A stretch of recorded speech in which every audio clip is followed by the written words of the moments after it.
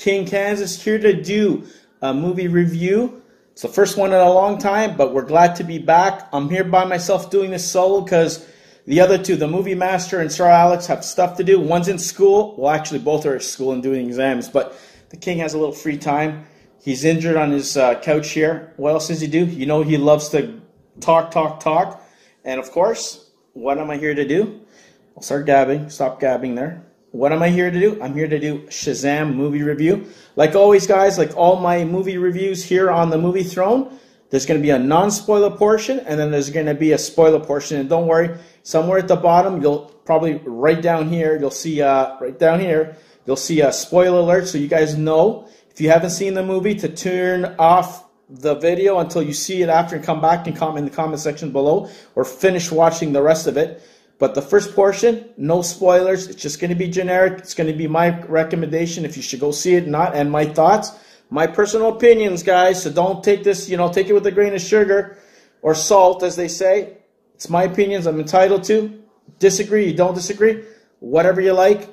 Like I told you guys, I ain't no fanboy. I'm a movie fan. So I critique everything to my opinion and what I think the general movie public, going movie public is going to like or not like, based on what I know or what I feel. So here we go. Shazam. Guys, amazing. Let's just say that. Storyline-wise, from beginning to end, it had a nice flow.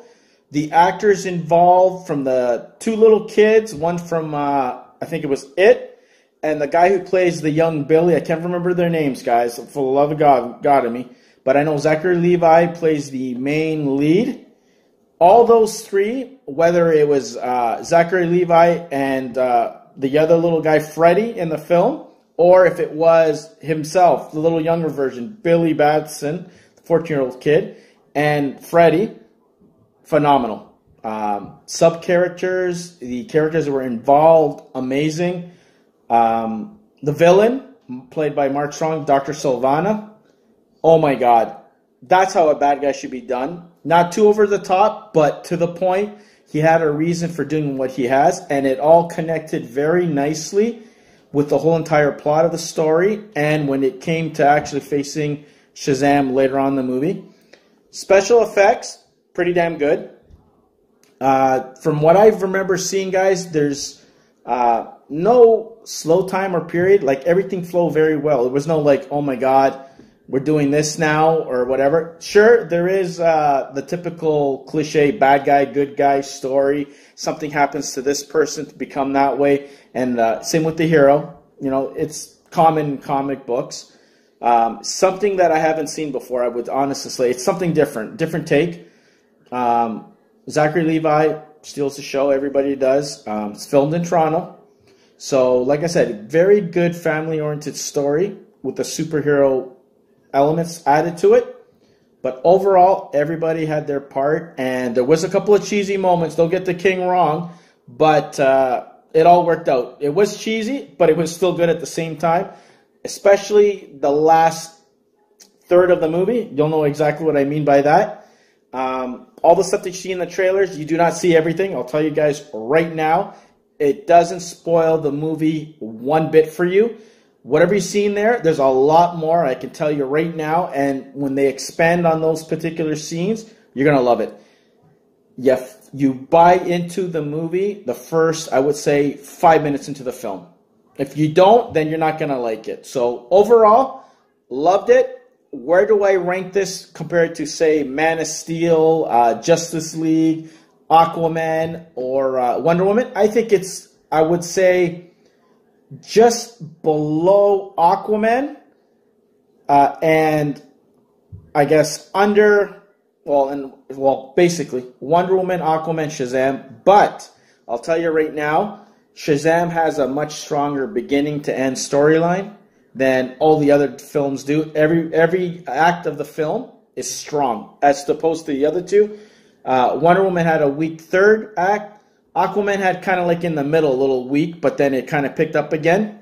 So Shazam is worth seeing. I highly recommend it. Go check it out. Now, spoiler alert, guys. So there's going to be a spoiler at the bottom right here. Screen, you've been warned. If you haven't seen it, run. Okay, guys. the first person I'm going to talk about is the villain. Without the villain, Mark Strong, Dr. Sylvana, there is no movie. I'm telling you, the beginning scene, this is what I liked about it. His storyline. Special actors, like you haven't seen there, guys. Lex Luthor's father, Glover. I can't remember his first name.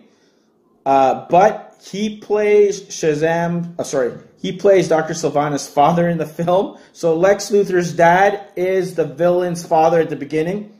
Very abusive relationship. You can understand why he kind of snapped later on and he pursued this evil quest to get the powers for himself and kind of dominate everything. Loved the whole gimmick of the 7 evil spirits within a little sphere that went into his eyeball. That was great. Special effects were done well. Could have been developed a little bit more, but for what he needed to be is great. Even Billy Batson's character, the kid who played him, and Zachary Levi, good. Loved how they added heart to the film. Billy Batson at the beginning is a little punk, which you kind of figured that out from the trailers, guys. Looking for his mother. Had a hard time tracking down his mother, so he would get into trouble and he'd be bounced from foster home to foster home. You see at the beginning why he is pretty much an orphan. His mother ditched him, and she's pretty much in one word, a bitch. Sorry, guys. But that kind of makes you feel for him and where his character is and where he comes from. And he bounces here and there, gets arrested, then he ends up with this family, which becomes his actual family after, with a whole bunch of foster kids, with a whole bunch of kids. Oh my God, that supporting cast is phenomenal. There's an Asian little kid, plays video games. It plays very well near the end. It is phenomenal, guys. Everyone had a part. Grown-ups, even these step-parents, amazing. I would want to live there. If I didn't have parents, the king would be there. It's filmed in Toronto, which I noticed a lot of scenes or areas, so it's kind of cool that I grew up in those areas and you've seen it there. And the school that they filmed in was actually the school that the Queen Mum actually went when she was a kid, which is phenomenal. Danforth Tech, shout out to them. Never went there, but my mom did back in the day. But they used that school as the focal point of the school.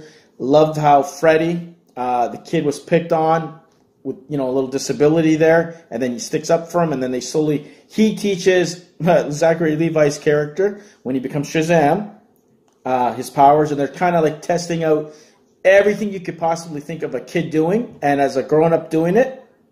Zachary Levi nailed it. He was a 14-year-old trapped in an adult's body, and that's pretty much what Shazam is. You've seen everything in the train, guys, how you got the power and shit. I don't want to get into details with that. But, yeah, he's learning his powers, confronts Mark Strong's character, which takes no nonsense, and it's pretty cool. The way he uses his powers to kind of, fight, get out of situations is phenomenal. I can go on and on every single detail in the movie, which I won't, guys.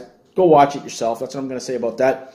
The ending's pretty cool. That was the cheesy part that I mentioned previously in the non-spoiler part, that it was a big fight. He was either give him up or lose your powers, or he's going to kill all those foster kids. And it was cool that he remembered there was 7 chairs to where he was when he got his powers. So instead of doing so, he transferred some of his powers to the other ones, and they all became little Shazams in their own. Everyone had different powers.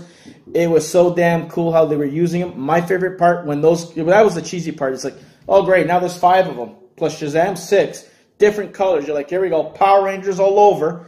But it wasn't the case. Fight scenes were phenomenal. Comedy bits here and there. Coolest part for me is that little Asian kid. He grew up, and what does he do? He does a fireball, like Ryu's fireball, goes Hadouken and blasts the guy. I nearly jumped out of my seat. Loved it. That was like one of my highlights. There's a whole bunch of other references and stuff, guys. But overall, from him being a brat, his characterization from the beginning all the way to the end, full circle, loved it. You guys are going to have fun. There's a couple of scary parts, guys, especially when Mark Strong's character, Dr. Sylvana, has revenge on his father from treating him badly. When he gets his powers, he does something to him in that little boardroom. So, kids, watch out. That will scare the hell out of anybody who's under, I would say, 10 years old. Nightmares. I'm warning you right now. Ending was great. End credit scenes, if I have to go into those a little bit. The first one, Mark Strong's character, Dr. Savannah, is in jail. As you know, all baddies end up in jail. If you don't die, you end up in prison. There's this little caterpillar little thing, Mr. Mind, that shows up that starts talking. I'm like, who the hell's that? 7 Realms of Evil, Sandberg. So they're going to, I guess, introduce more villains. So if you're a Shazam fan, which I'm not claiming to be, apparently I looked it up. That's what it says in the comic books. He's a genius that he controls like guys like Black Adam and all these other characters from the different realms, Monster Universe and all this crap to do his bidding, which was excellent. He works with him. So I don't know if he goes in his ear or shit.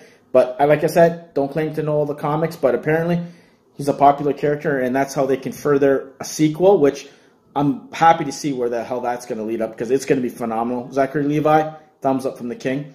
The other end credit, the last one, was pretty damn cool. It was pretty much a knock at Aquaman.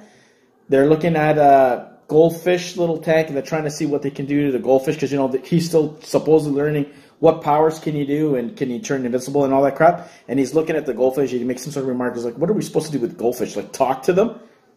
There you go. A connection to Aquaman and everything. So it was damn good. So overall, guys, my final thoughts, get your asses in the theater and go see Shazam. I highly recommend it. Where does it rank amongst all the other ones? Slightly below Aquaman. So if I had to rate the last 3 DCU movies, it will be Wonder Woman, Aquaman, Shazam.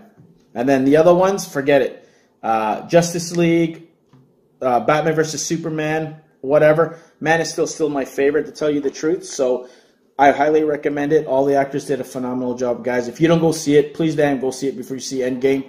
You'll miss out on an amazing opportunity. DC really turned things around, and the directors are doing phenomenal work. Go check it out. Support Zachary Levi, DCU. Support any film. It is good. Get your asses in the theater. So anyways, guys, if you guys seen the movie, let the king know in the comment section below. Leave your comments below. I want to read about them. I'll comment with you. Like I said, do you agree with me? Disagree with me? Did you like it better than Wonder Woman, Aquaman? Tell the king. Let me know. Be that look good. Stay off the king's throne.